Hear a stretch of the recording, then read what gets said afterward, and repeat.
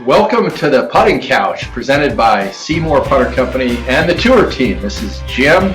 I'm here with Ted Galena, Cody Hale, and this is our 6th episode, and this is another special episode. So hopefully you've had a chance to listen to episode 5, which is a special presentation and insights on the U.S. Open in 1999. Payne Stewart, as told by Mike Hicks, just a fascinating tale that we heard. And the other side of that story, okay, is that, and this is going to be a little bit of a tease for some of you, but at the very end of that podcast, okay, there's the greatest heist in the history of North Carolina. There's a police officer, there's a guy in blue jeans and a t-shirt buying a 12-pack of beer who happened to just within the last 2 hours won the greatest U.S. Open in history, named Payne Stewart. And there's Mike Hicks, and then there's the guy driving the getaway car, which is Pat O'Brien. And Pat O'Brien is our guest today. And Pat also had a very, very close relationship with Payne Stewart. Pat has gone on to be, we believe, the preeminent putting instructor in the world. And a lot of it is based on his relationship with Payne Stewart. But this is the 20-year anniversary of the U.S. Open in 1999, the greatest U.S. Open in history by most accounts. And Pat, we couldn't help but chuckle when we tried to picture you in the getaway car. So let's start there and we'll work backwards. What happened after that U.S. Open? Well, so that's one of the 2 most surreal weeks of my life. And you guys could probably guess the other one, which we can discuss another time. But so I'll take you to the end of the round. I watched the final putt on the video scoreboard that was set up for the driving range because there were too many people. I couldn't get there. It was just an incredible scene.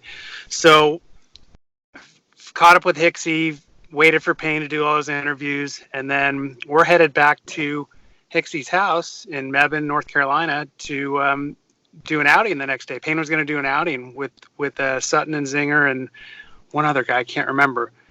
But anyway, I had been staying with Mike all week, so I was the driver of the van, the getaway van. So, I mean, one of the most vivid memories besides that liquor store was looking in the rearview mirror. I just would look back there constantly and see this guy with the biggest grin on his face with this huge U.S. Open trophy. I mean, he's talking to the President of the United States. He's talking to all his friends. It was absolutely incredible that I got to be a part of that. And then, we go to Mike's house, and there's a block party spontaneously that's been set up. And so we spent the whole night drinking whatever from that trophy. And we all certainly paid for it the next day, but it was well worth it. Well, it just seems unbelievable to me that this day and age, I mean, one of the most coveted championships in all of sports.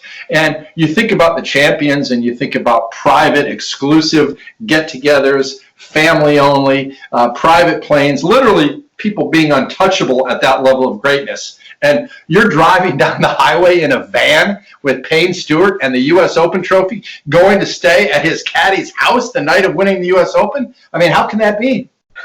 Just incredible. Yeah, it's just, I mean, and it really led me to my current career too. Like just seeing what was possible with that putter. I mean, that SeeMore putter was the difference maker that week. He made so many putts. We all know the story. But just watching him that whole year, how he went from being a very mediocre putter to a very good putter, literally overnight. And that shaped my career, basically. And that is just unbelievable. We want to get to that. So Payne, I mean, that wasn't a commitment he was going to break. He said at the beginning of the week to Mike Hicks, yeah, hey, I'm coming. I'll stay at your house on Sunday night. I guess they never factored in, hey, what would happen if you won the U.S. Open? Or is that it's just a different era? I mean, to go have a party in a small town in North Carolina the night of winning the U.S. Open, I mean, that was a commitment. I guess that's the way he operated, I guess.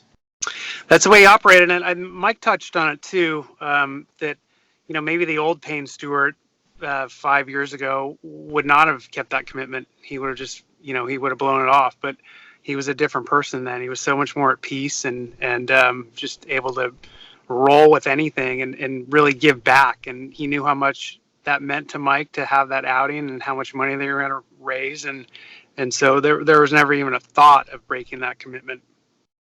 So just in case somebody hasn't listened to the other podcast first, so you had a bit of a police escort, and then at what point were you directed to pull over into a convenience store? Certainly you must remember that. I think we needed gas. I think Payne wanted some beer, well deserved. So I don't know how we signaled Bobby, the highway patrolman, but he was leading us through the country, just country roads of North Carolina. It was about it was a 90-minute drive, but it probably took 70 minutes because we had police lights flashing and we were going as fast as we could, and so we had to stop to probably use the restroom, buy some beer, and get some gas. So Bobby, actually, he put the flashers on. Why not? He's got the U.S. Open champion behind him. I mean, I guess that's the presidential escort. Get out of the way. Yeah. Right. Just added to the surrealness of the whole experience. That's just one of the great stories. So tell us a little bit about that Sunday. I mean, and you can even go earlier in the week if you want, but just tell us about that week through your eyes, Pat, because I mean, you've spent your whole life in golf, and as you said, you've built a career off of that, in some ways off of that moment, but that being just an unbelievable week, and the U.S. Open had more drama, I think, than they could ever have wanted. But you were there from the beginning. Tell us about your memory of that week and how it unfolded.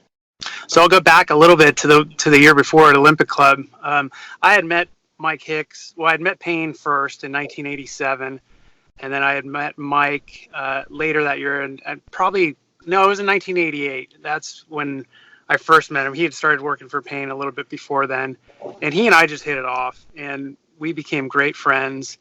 And so in 98, he stayed at my house, and,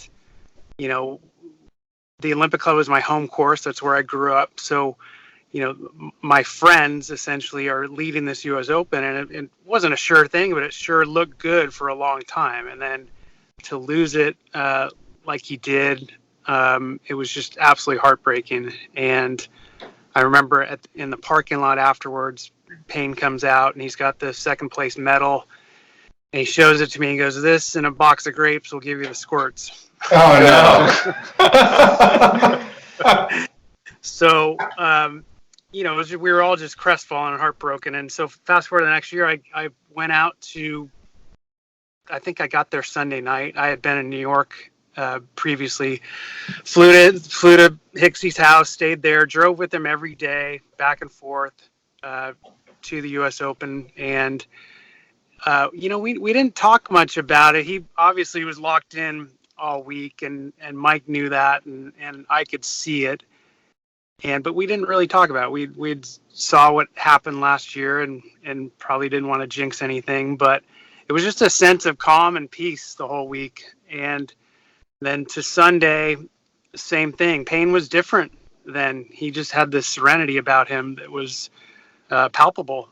And so getting to watch every shot that he hit that week was super cool, and getting to talk to Mike a little bit about it afterwards. But just the presence he had. I've never seen somebody so calm. It made quite an impression upon me. So I didn't know that if he was going to win or not, but I certainly knew that he wasn't going to beat himself that week. It was, in retrospect, obviously we know Payne won, but gosh, to be there in the moment. You had Tiger Woods a shot off at times, right? You had Vijay Singh, David Duval, Phil Mickelson face to face. So it was not a foregone conclusion, as well as he was playing, that he was going to win this U.S. Open. And Mike talked about the battle going back and forth, and then some of those big putts that he made. He only had 24 putts, so most of the putts were pretty big putts. And the distance in feet of putts made was off the charts. But you had been studying his putting, and in fact, we heard one story that maybe at the end of the day Saturday, his wife Tracy had said something to him about, hey, maybe you're moving your head just a touch, just like trying to peek down and see if the putt's going to go in before you should. And we've heard that he went out and practiced that a little bit on Saturday, and then Sunday, my goodness, I mean, he made everything. Do you know anything about that story? I remember hearing that too. He said to Tracy afterwards, I kept my head down, Lovey. And that was her instructions to him. And that was certainly a big key that day. And then the other key he always had was he had a little bit of a cup in his left wrist when he set up. And if he maintained that cup, then the stroke was good. So I think he had a couple simple keys like that. And obviously that putter, the SeeMore put him into a good setup every time. So, yeah, he did make everything that day. And he made everything pretty much all year. It was a startling transformation, and it was just, culminated that week. Pat, what was, give us a little insight. I know, at that time you were, starting your career and you said at launch. Give us a little insight to what your role was that week in terms of, were you there for support of a friend? Were you guys working on anything? I mean, what were you doing day to day that week? I was there as a fan only. I was there to have a front row seat to the greatest U.S. Open ever, and I certainly just absorbed as much as I could. It's like I said, the thing that impressed me the most was just the sense of calm that he had, and just how locked in he was all week. But yeah, I was nothing more than a fan. My relationship with Payne was, I met him when I was a senior in high school, and I was just as starstruck as could be. I got to spend some time with his family early on, his mother, and Tracy and the kid. Actually, it was only Chelsea at that time, and then so through the years, I got to ask him questions and learn from him and see what he did, and some of the stuff, the short game stuff, I teach today, and obviously the putting. That was it. I was a good putter growing up, but I never understood why. And I had an alignment problem. And then once Payne started using the SeeMore putter, that taught me about alignment. And that to me was sort of the final piece of the puzzle. And so it fit right in with what I wanted to do. So I got to see him use it and see what it did for him. And then after he passed away, I met the inventor of the SeeMore putter through Mike Hicks. They were going to have a business arrangement, and so Mike took me to dinner because they were based out in the Bay Area where I lived. So I met him. I told him what I thought about the putter, and then he said, "Well, I like what you're talking about. You want a job?" And I said, "Sure." I was sort of a failed golfer. I'd never turned professional. I just wasn't a good enough ball striker. And so I was 30 years old and looking for something to do, and he stuck me out on the pro tours, and my job was to get people to use the putter, and that opened up an avenue to, well, okay, here's how you set up with this putter, and here's how your alignment is and your ball position, and okay, grip or stroke, and so it all just evolved from there, from that relationship. POB, Hicksy talked about, Payne's putting woes and how they were consistent at times and then inconsistent at times, and he knew what he was doing and he didn't know what he was doing all throughout his career. And then even if he had used that SeeMore putter throughout his career, he probably had many more wins. When you would see him before and then what you saw after, what was there a something that you saw in his putting stroke, or did Payne ever say anything to you that this is what I kept on doing wrong and so forth? What can you give us any insight into that area of his in his putting? So again, as a fan, when he first put the putter in play at the AT&T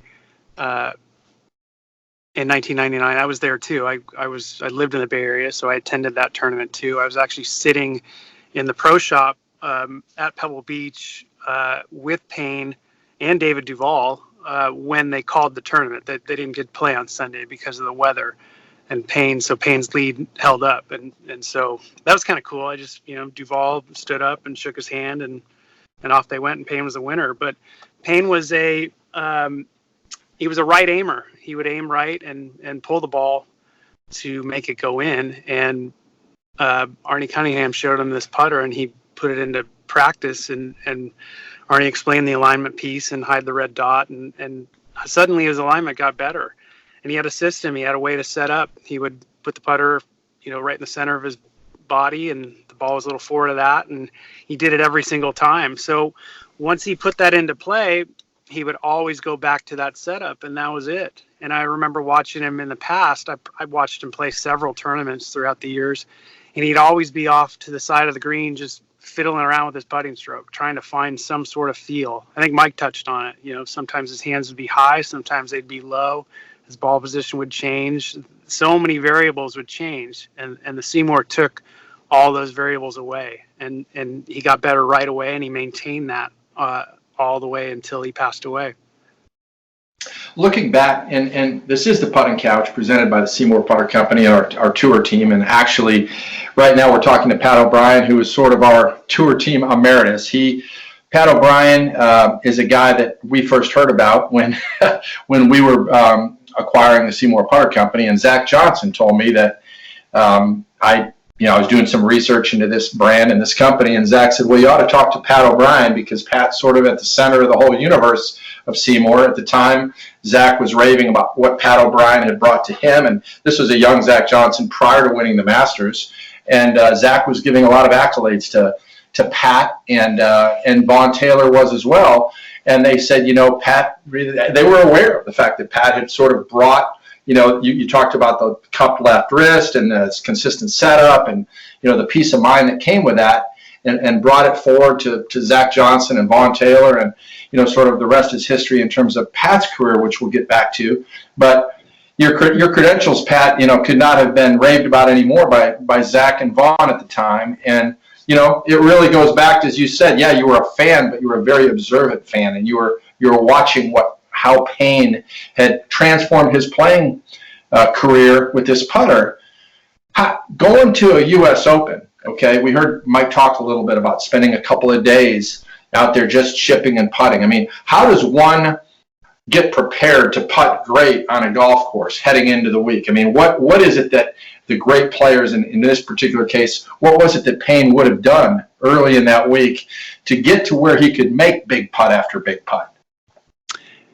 Well, you have to learn the greens, obviously, the speed of the greens, the breaks, where you want to leave the ball, where you don't want to leave the ball, and just, putting and observing, basically. You roll some putts and you watch what they do, and it all gets calibrated internally. And so when the competition rolls around, I mean, you've done your homework, you're dialed in. Now it all becomes about just putting to the picture, basically. See it, feel it, and let it go. So that was the prep work. And Payne, as we all know, had just an extraordinary short game around the greens. So that was a huge advantage that week at Pinehurst. I remember Duval, who was number one in the world, I believe, at the time.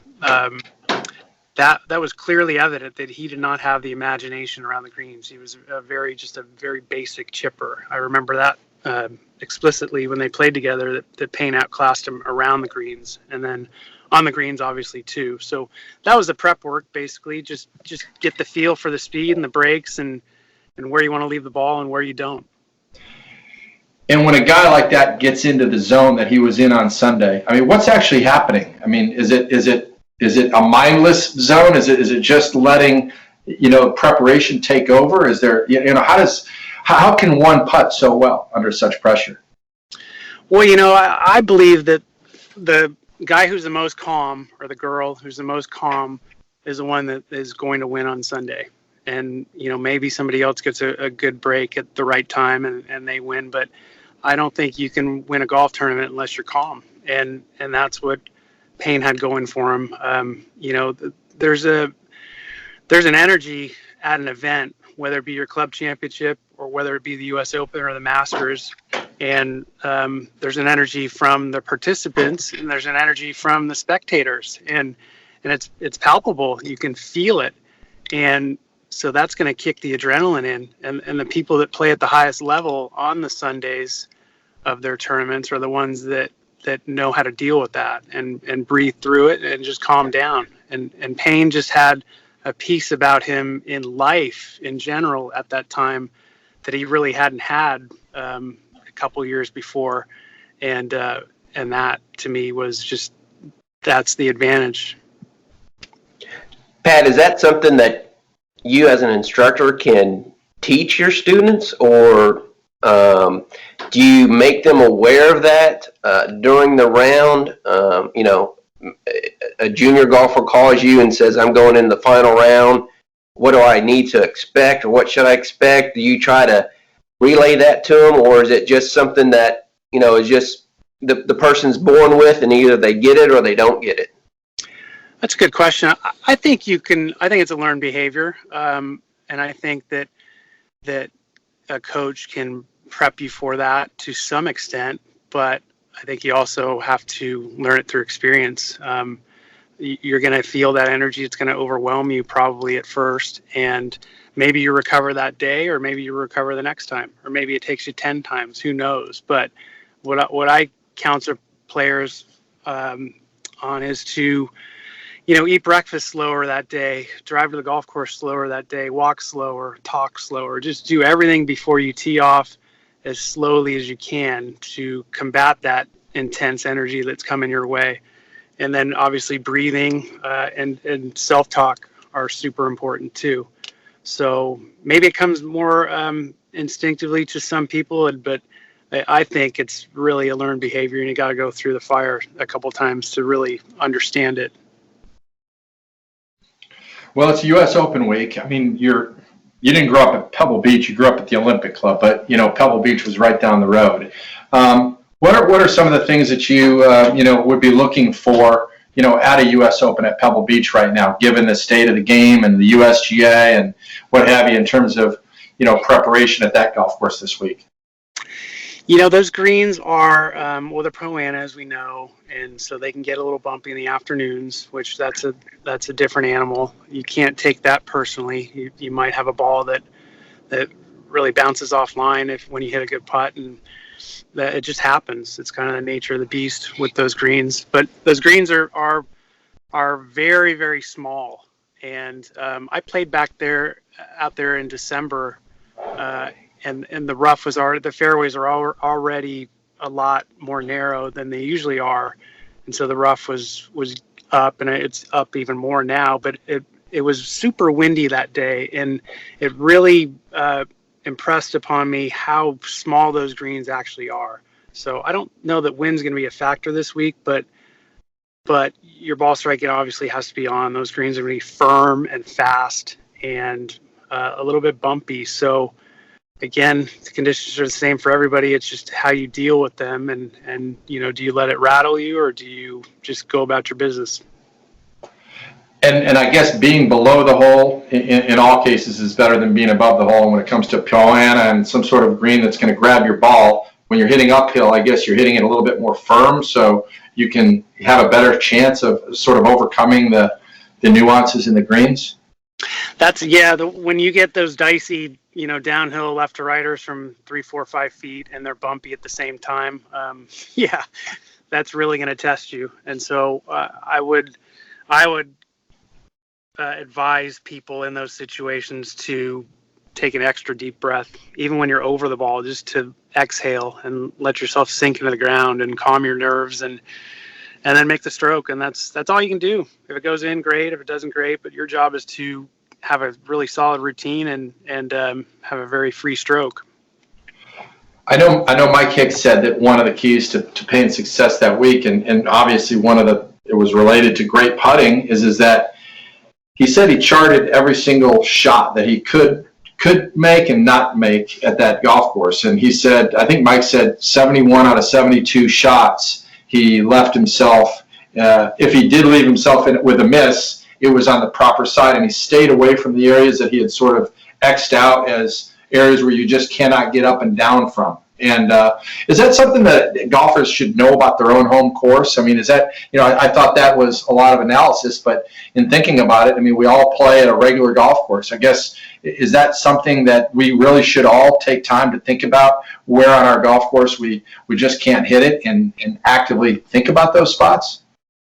First of all, that's an incredible stat that he played one time out of 72 holes, he hit it where he shouldn't have.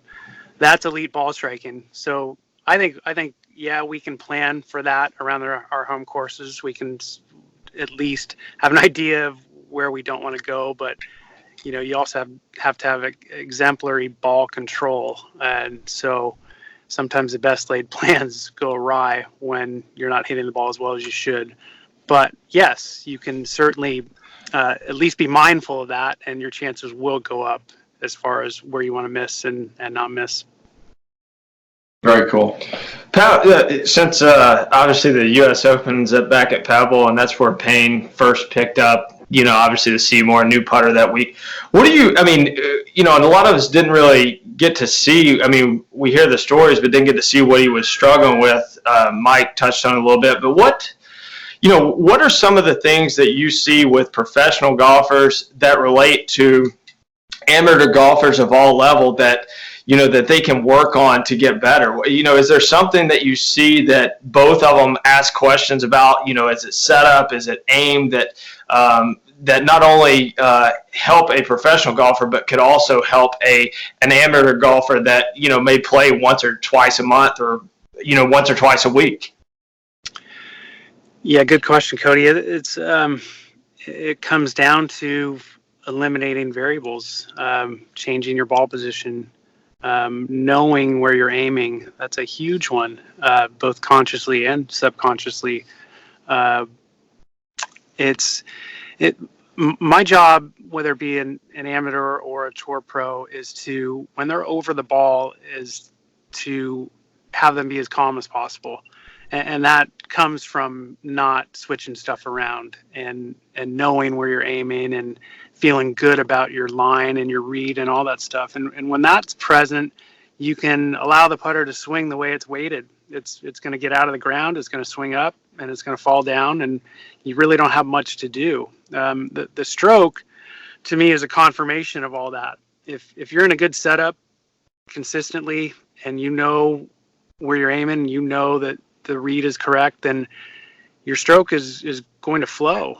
But if something's bothering you, if you're not sure where you're aiming, you're not sure about the read, is this ball position correct? Is my face shut? It could be any one of a dozen things.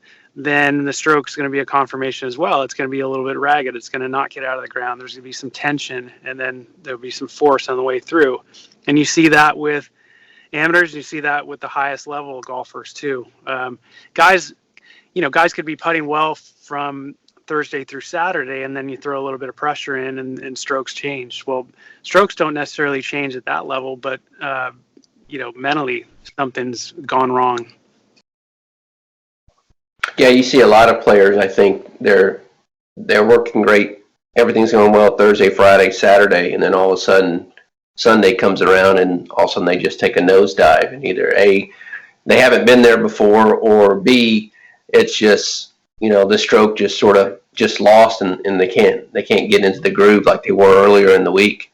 And you start thinking about it, probably, right? The more you think about it, the more you probably get away from it. Yeah, vicious cycle for sure. Tension kills. Kills a good putting stroke, kills a good golf swing, and so managing that and figuring out why you're tense. That's the first step in eliminating it. So it sounds like becoming a great putter, Pat, is not something you can just do in 5 minutes. Is that fair? It sounds to me like it is 40% of the game, and great putting, like anything else, it's a process. In your case, people can come down to Lakewood and work with you down at Dallas, where you're the director of instruction, and the transformation of a putting stroke. We even heard from Mike Hicks that even with Payne Stewart, who is a professional at the highest level, that he went out and he played several practice rounds, and then he went back out and putted for hours with the SeeMore putter. And even then, I would assume while he did win that week, I would assume that the transformation continued to take time after that. Tell us about transforming a putting stroke and then working that into where it can actually help your game. So I think you can transform a putting stroke really, really quickly just by fixing your setup. Getting into a neutral setup, let the putter swing the way it's weighted. I think that can change almost immediately. What takes a little bit longer is your self-image as a putter. if you've never been a good putter, if you're used to missing your 3-footers and you're used to 3-putting from 30 feet, then, the first thing is going to change is your stroke, obviously, and your setup's going to be better, and your contact's going to be better. But then it's incumbent upon you to change your self-image as a putter, and that's where the work comes in. Doing the right things and seeing the ball go in from 3 feet or 4 feet, and telling yourself, well, hey, it's like me to putt like this. I'm a good putter now, as opposed to expecting to miss everything no matter what you do. That's the piece I believe that takes some time, and it's a discipline, just like it is when you learn how to execute a new swing, or change your putting stroke or chip in or whatever. It's a self-image piece that probably takes the most work.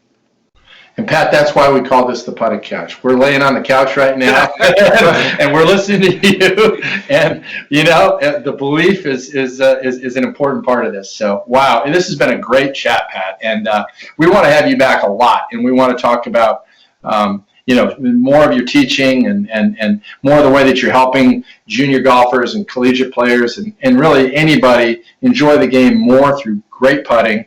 I think this has been a fantastic conversation, and I know it's been about 30 minutes, and probably you need to get back on the teaching tee. But we really enjoy it. This is the Putting Couch, and we're going to talk all things putting. And today we heard from Pat O'Brien, who was right there with Payne Stewart when he won the U.S. Open in 1999, and somehow was able to pull him away from the networks and the magazines and his family. Not pull him away, but at some point, Payne said goodbye to everyone else and jumped in a car with Pat O'Brien, Mike Hicks, the U.S. Open trophy, and a state trooper from North Carolina, and headed for a party. And wow, just incredible. So what just going out? I mean, what did you guys listen to music? Did you guys? I mean, did Payne want to talk about it? I mean, what happened on that car ride?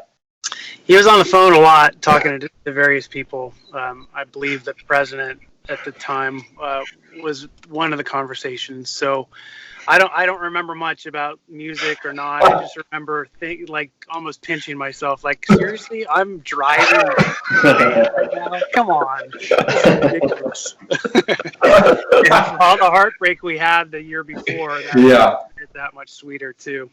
And we have President Clinton on speakerphone. Right. Insane. Truly insane. Well, thanks for sharing these stories. We really appreciate it. Thanks, guys. Thanks for having me on. Always good to talk to you. Okay, fantastic. See you, POB. Thanks, Pat.